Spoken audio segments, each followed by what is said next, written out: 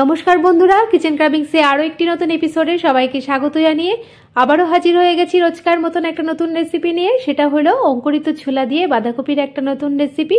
তোমরা মটরশুঁটি দিয়ে বাঁধাকপি খেয়েছো, তবে এইভাবে একবার ছোলা দিয়ে বাঁধাকপি রান্না করে দেখবে, দুর্দান্ত লাগে এর স্বাদ। এটা ভাত, রুটি, পরোটা সব কিছুর সঙ্গেই অসাধারণ লাগে। আর রেসিপিটি আশা করছি সকলের ভালো লাগবে। ভালো লাগলে লাইক, কমেন্ট, শেয়ার করার অনুরোধ থাকলো।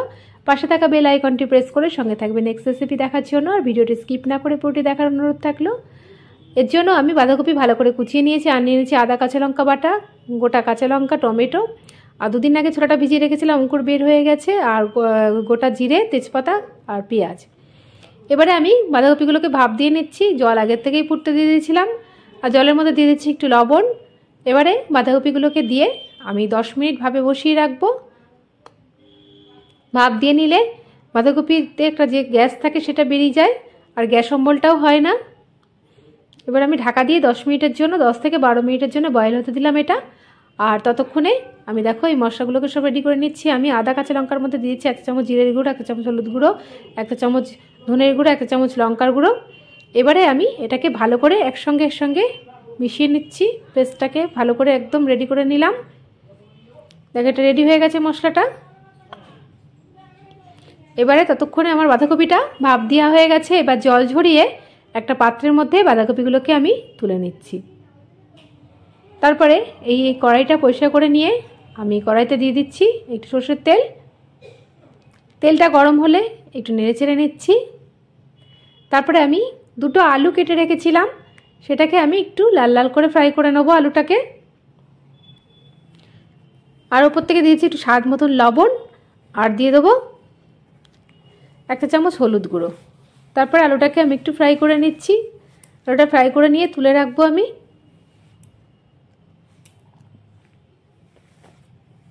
দেখো আলুটা লাল লাল করে ফ্রাই করে নিয়েছি। এবারে আমি তেল ঝরিয়ে একটা বাটির মধ্যে আমি আলুটাকে তুলে রাখছি। আর এই তেলের মধ্যে আমি এবারে ফোড়নে দিয়ে দেবো গোটা জিরে, আর 2টো তেজপাতা, 2টো শুকনো লঙ্কা, আর গোটা গরম মশলা দিয়ে দিচ্ছি। তারপরে 10 থেকে 15 সেকেন্ড একটু নাড়াচাড়া করে একটা ফ্লেভার আসলে এবারে দিয়ে দেবো কেটে রাখা পেঁয়াজ। আমি একটা পেঁয়াজ কুচিয়ে রেখে দিয়েছিলাম। তোমরা চাইলে পেঁয়াজটাকে স্কিপ করতে পারো যদি মনে করো এটা নিরামিষভাবে রান্না করবে। তারপরে এর মধ্যে দিয়ে দিচ্ছি একটা টমেটো কুচি। টমেটোটাকেও আমি কেটে রেখেছিলাম। পেঁয়াজ আর লঙ্কা, টমেটো সব দিয়ে একসঙ্গে ফ্রাই করে নিচ্ছি। তারপরে অঙ্কুরিত ছোলাগুলোকে দিয়ে এবার একসঙ্গে আমি একটু ফ্রাই করে নিচ্ছি। ছোলাগুলো একটু হালকা ভাজা ভাজা হয়ে গেলে এর মধ্যে আমি দিয়ে দিচ্ছি ভেজে রাখা আলুর টুকরোগুলো। এবার এগুলো দিয়ে আমি 2 থেকে 3 মিনিট একটু কষিয়ে নিচ্ছি। তারপরে দিয়ে দেবো সেই মশলাটা, আদা, কাঁচা লঙ্কা, জিরে গুঁড়ো, লঙ্কার গুঁড়ো, হলুদ গুঁড়ো দিয়ে যেটা পেস্ট বানিয়ে রেখেছিলাম সেটা দিয়ে এবার আমি ভালো করে এটাকে দিয়ে কষিয়ে নেবো। দুর্দান্ত লাগে এইভাবে বাঁধাকপি রান্না করলে। এমনি প্লেন তো বাঁধাকপি ভালোই লাগে, আর এইভাবে যদি একবার রান্না করা যায় অসাধারণ হয়। ভাত, রুটি, পরোটা সব কিছুর সঙ্গে দুর্দান্ত লাগবে। এবারে আমি এর মধ্যে দিয়ে দিলাম বাঁধাকপিটা সেদ্ধ করে রাখা। তারপরে একসঙ্গে আমি সব মশলাগুলোকে দিয়ে কষিয়ে নিচ্ছি। আর যারা নিরামিষ খাও বন্ধুরা তারা পেঁয়াজটাকে স্কিপ করতে পারো, তাছাড়া সব উপকরণগুলোই দিলে আর কোনো ব্যাপার না। এবারে আমি 5 থেকে 6 মিনিট একটু কষিয়ে নেবো। আর দিয়ে দিচ্ছি একটু স্বাদ মতন লবণ ওপর থেকে। হলুদটা আমি দিয়ে রেখেছিলাম। আর দিয়ে দিচ্ছি একটু কাশ্মীরি লঙ্কার গুঁড়ো। লঙ্কার গুঁড়োও দিয়ে দিয়েছি ঝালের জন্য, আর একটুখানি কালারের জন্য দিয়ে দিলাম কাশ্মীরি লঙ্কার গুঁড়ো। তারপরে একসঙ্গে আমি ভালো করে কষিয়ে নিচ্ছি। 5 থেকে 6 মিনিট আমি আরও কষিয়ে নেব।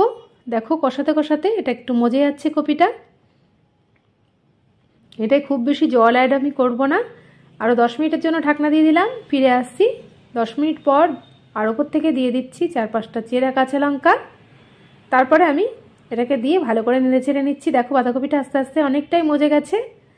দেখো জল ছাড়াই, যেহেতু বাঁধাকপির থেকে একটু জল ছাড়ে, ওই জলটাতে এটা রান্না হচ্ছে। পুরোটাই দেখো মজে গেছে, আর বাঁধাকপিটাও সেদ্ধ হয়ে গেছে, আলুটাও সেদ্ধ হয়ে গেছে। আমি সামান্য একটু 1 কাপ মতন জল অ্যাড করেছি। বেশি জল দিলে ভালো লাগবে না। একটু গরম জল আমি 1 কাপ উষ্ণ গরম জল আমি এর মধ্যে অ্যাড করে দিলাম। তারপরে এগুলোকে একটু খুন্তি দিয়ে ভালো করে একটু মজিয়ে নিচ্ছি।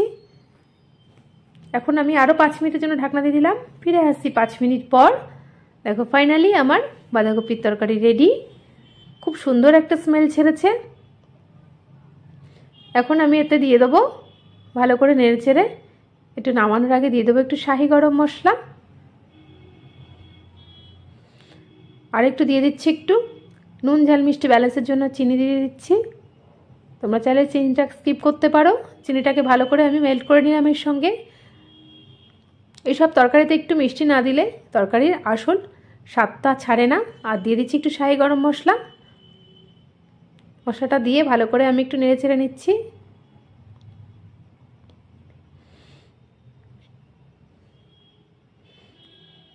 এবারে আমি স্ট্যান্ডিং টাইমে রেখে দিলাম। তোমরা চাইলে এখানে একটুখানি ঘি অ্যাড করতে পারো, আমি ঘিটা দিলাম না। এবারে আমি একটা বোলের মধ্যে সার্ভ করে নিচ্ছি। দুর্দান্ত হয় স্বাদের। এটা ভাত রুটি পরোটার সঙ্গে খুবই ভালো লাগে। দেখো কতটা লোভনীয় হয়েছে। তোমরা অবশ্যই একবার ট্রাই করবে। আশা করছি রেসিপিটি ভালো লাগবে। নেক্সট রেসিপির আমন্ত্রণ জানিয়ে এখানেই বিদায় নিলাম। ভালো থাকবে, সুস্থ থাকবে, সবাই সবার পাশে থাকবে। ধন্যবাদ।